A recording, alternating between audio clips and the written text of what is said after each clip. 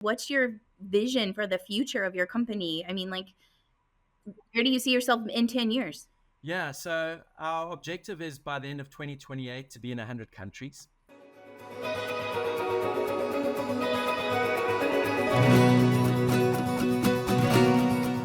I'm interested for the farmers that might be listening to this interview. What kind of corn draw? Like, how much corn do you think you'll be requiring when you get to, I don't know, stage 1 or 2 or whatever your growth projection is? Yes, so we use 5% or 5.5% of our ingredient in the 100%, which obviously is largely water as well, is corn. So for every um, gallon, you got or 5% is going to be 5.5% will be corn. The exciting part for us is how it's been accepted everywhere we're going. So, because we're the world's first corn-based milk, we want to make use of our first move advantage. So we're looking at rolling this out universally as swiftly as we can, and for that we partnering with various licensees around the world. And everywhere we've gone, it's had an amazing pickup and interest. So we believe it will drive large volumes, which obviously then reverts back to being a large consumer of corn, not just in the United States, but internationally. So to determine exactly how much corn is going to be used is a hard number to calculate, but it will be substantial. If we are accepted as the next generation of plant-based milk.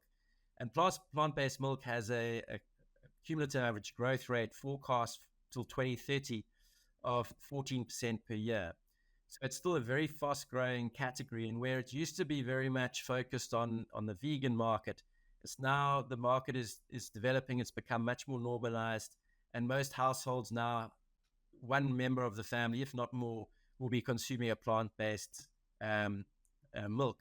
So given the growth in the market, and given the features of our product, which make it a much easier transition from dairy milk to a plant-based milk, given its taste profile, we feel that the strong growth in plant-based milk, we will be at one of the forefronts of that growth and tapping into the flexitarian market. And I'm also curious, you're making Indiana your headquarters, but you also said you're launching globally. So will all of your milk be produced in Indiana or in other locations as well? So because of corn being so abundant and it's available everywhere, we will be producing close to our markets wherever we open up.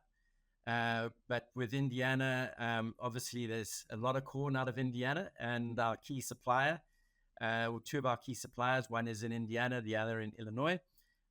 So that's very useful for us for the US market. But also, from an international perspective, it's a lot easier to grow the business based out of the US and drive the business internationally from here. I feel like, I mean, everything is a competition. So I needed to take the opportunity also to say Illinois does grow more corn than Indiana. We're number two. No, I know you know that. That's just a little fun nugget there. So I feel like we've touched a little bit on this, but what's your vision for the future of your company? I mean, like, where do you see yourself in 10 years? Yeah, so our objective is by the end of 2028 to be in 100 countries. We've also developed a infant formula as well. So we've got a flavored range. So we've got our Maizly Original, a flavored range. We've done a custard and an eggnog, but we've also done an infant formula. And the genesis of the infant formula was really off the back of my previous experiences. I spent a lot of time in West Africa, East Africa, and Southern Africa. I was working in venture capital and in private equity. So I used to stay with locals to try and understand the challenges that they had in their lives and where capital allocation could resolve those challenges. But one thing that I noticed when I was in these environments was how the young mothers, often their partners were not around. They would have to go out to work every day. They earned enough for the next day's food. So they didn't have the funds to buy a big tin of infant formula. fridges were luxury items, and even if they had a fridge, the intermittent power supply meant they couldn't leave express breast milk behind. So they would leave the infant with the grandmother, who would then feed that infant a combination of condensed milk, coffee creamer mixed with water. The first 1,000 days of an infant's since inception is when the brain is developing.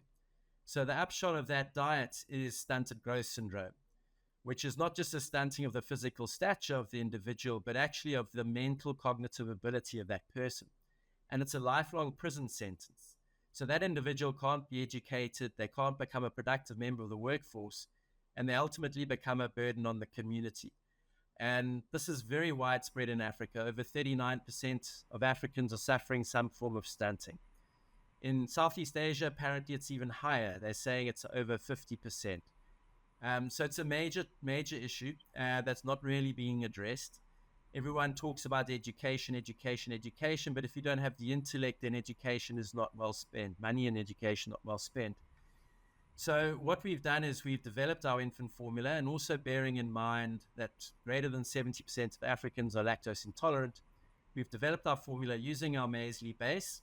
It's Codex compliant. So Codex is the governing body as to what needs to be in infant formula.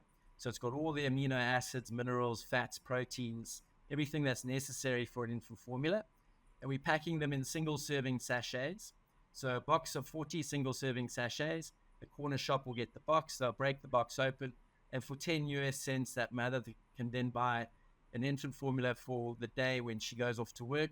So that infant then can get a proper nutritious diet while she's away. And hopefully in our small way, we can make a small impact and help with the reduction of stunted growth syndrome. So that was the genesis of our infant formula. Since we've launched our infant formula, we've had discussions around the world. It seems that the message has resonated.